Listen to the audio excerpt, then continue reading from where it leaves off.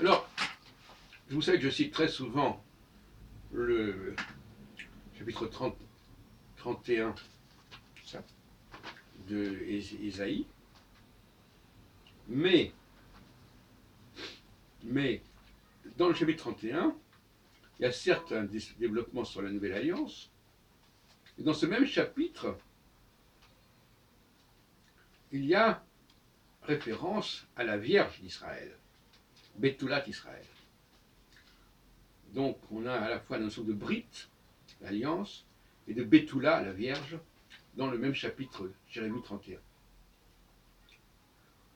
Et curieusement d'ailleurs, c'est une clé intéressante, puisque parler de la Vierge d'Israël, c'est comme ça qu'on désigne le royaume du Nord. Et qu'on en effet, la mère de Jésus est un contresens majeur.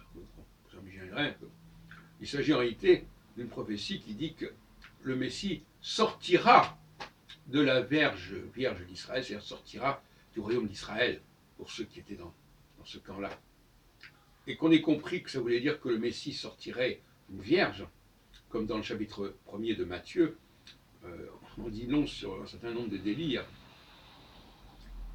Jésus est lié à cela, et il est lié par ailleurs, alors Vierge d'Israël d'un côté, du côté du royaume du Nord, mais descendant de David du côté du royaume du Sud. Alors, donc c'est une espèce de personnage de synthèse, Jésus.